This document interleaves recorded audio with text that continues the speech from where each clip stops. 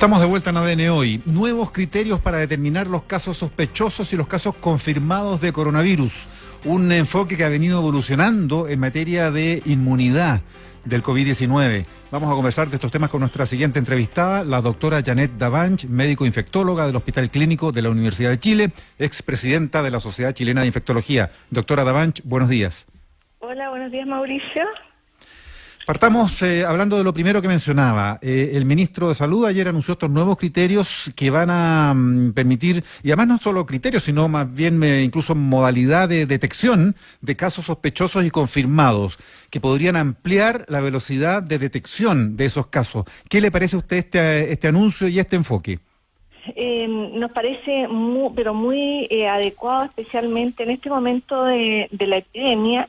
Y el comité asesor lo que ha recomendado es incorporar estas nuevas manifestaciones que están ya bien descritas para esta nueva enfermedad y de forma de aumentar fuertemente el número de exámenes a realizar y así detectar más casos para poder de esta forma indicarles a estas personas, a estos pacientes que puedan realizar el aislamiento que corresponde, buscar activamente los potenciales contactos que tengan estos casos para indicarles cuarentena y así reducir el riesgo de aumento de casos y impedir la transmisión del virus.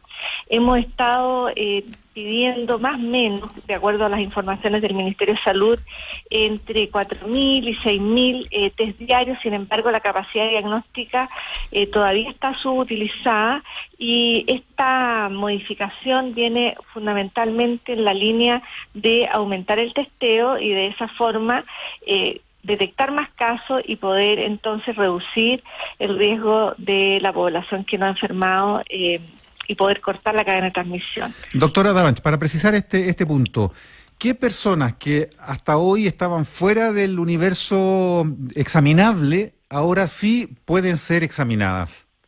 Bueno, lo primero es que se deja una definición muy laxa, muy sensible para poder hacer el diagnóstico. Hay que acordarse que esta infección viral produce síntomas muy similares a otras infecciones virales. Hay que recordar que estamos entrando ya a la época en donde circulan otros virus respiratorios. Entonces los síntomas son muy parecidos. Lo que sensibiliza es que deja a la fiebre como una de las posibilidades. Hay que recordar que no todos los pacientes que hemos visto o diagnosticado con este coronavirus han tenido fiebre. Entonces aparecen síntomas que por sí solos va a hacer que los médicos soliciten el test. La tos, el dolor de cuerpo, dolor de músculos, mialgias, como llamamos nosotros, la presencia de dificultad para respirar o respirar más apresuradamente. Aparece un elemento muy importante que es un síntoma no respiratorio, que es la diarrea, y así varios otros que se han ido sumando a las características que nos han permitido diagnosticar este virus. Por lo tanto, la tarea de los clínicos ahora es que frente a cualquiera de estos síntomas vamos a poder solicitar el examen de tal forma de hacerlo mucho más asequible a los que consultan en los servicios de urgencia o en la atención primaria o en la atención privada o los que consultan en las unidades hospitalarias. Por lo tanto, sensibiliza, hace mucho más posible detectar casos. Sí, doctora Davanch, estamos conversando con la doctora Janet Davanch. Ella es médica infectóloga de la Universidad de Chile, del Hospital Clínico de la Universidad de Chile. Doctora, lo que quiero preguntar es lo siguiente, porque hablábamos con el alcalde de Puente Alto, Germán Codina, y él planteaba, por ejemplo, la necesidad de que en los consultorios se pudiera detectar y se pudiera practicar el examen a personas que son la población de riesgo, por ejemplo, los diabéticos, que se pudiera ampliar básicamente para poder, en definitiva, tener un control respecto de esa población. Eso como primer punto. Y lo segundo, respecto de los asintomáticos, porque ha habido toda una discusión de si los asintomáticos y de si los exámenes que se practican efectivamente pueden detectar COVID positivo en asintomáticos, y eso también permitiría tener una realidad mucho más clara de cuántas personas están contagiadas en el país.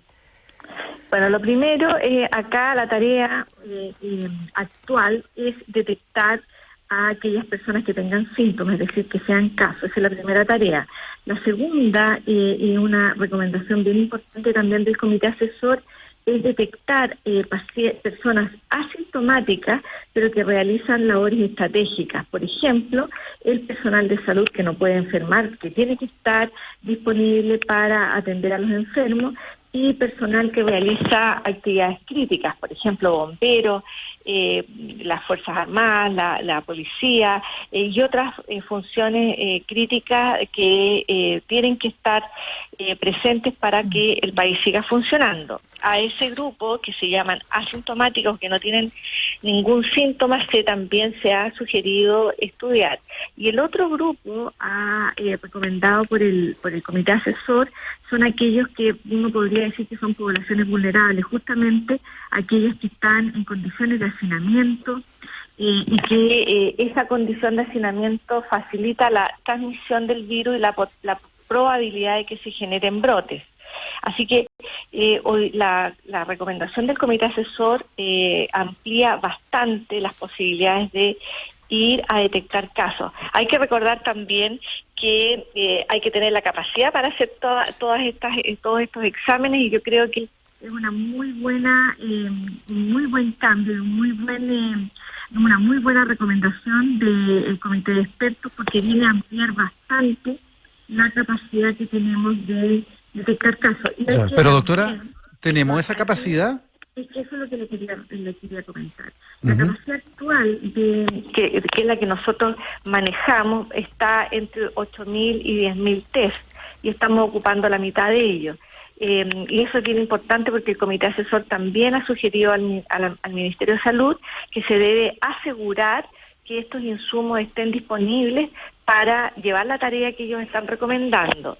Con respecto a la pregunta que hacía Mirna, respecto a saber cuántos enfermos hay, bueno, esa es una segunda tarea y que es posible de realizar con esta otra método diagnóstico, que es ir a detectar los anticuerpos de las personas, que ya tiene que ser en una fase un poquitito más, yo no voy a decir desplazada, pero probablemente es una segunda etapa que se viene pronto, para saber cuántas personas enfermaron y por lo menos conocer la magnitud de la enfermedad en Chile.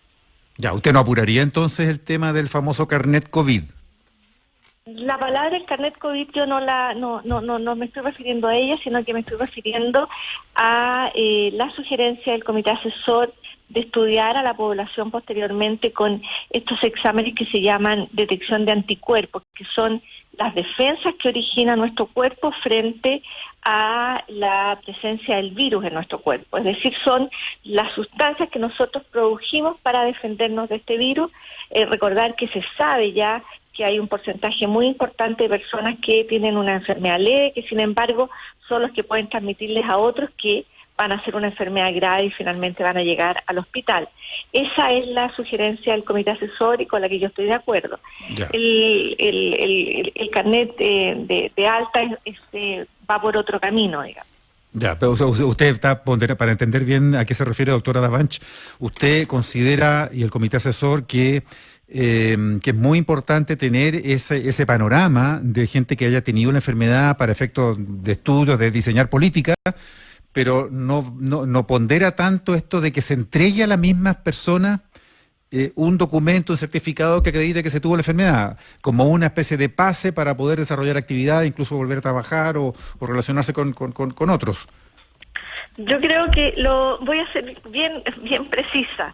Creo que el pilar hoy día, nuestro pilar más importante en este periodo de la epidemia, le estoy hablando desde el punto de vista clínico, es ampliar el test diagnóstico. Me refiero a la técnica del PCR, a la reacción de polimerasa en cadena, que nos permite detectar en este momento más casos, más enfermos, ¿ya?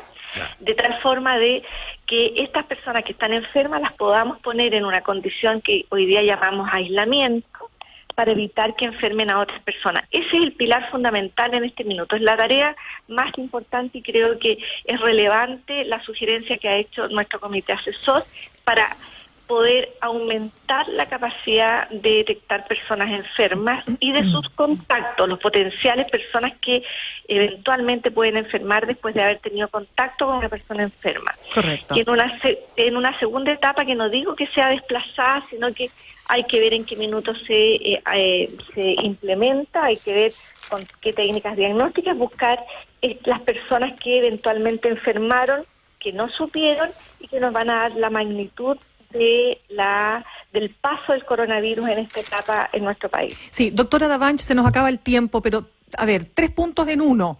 Estamos viendo que hoy día, por ejemplo, empieza un programa piloto para ver cómo puede abrir un mall como es el Apumanque.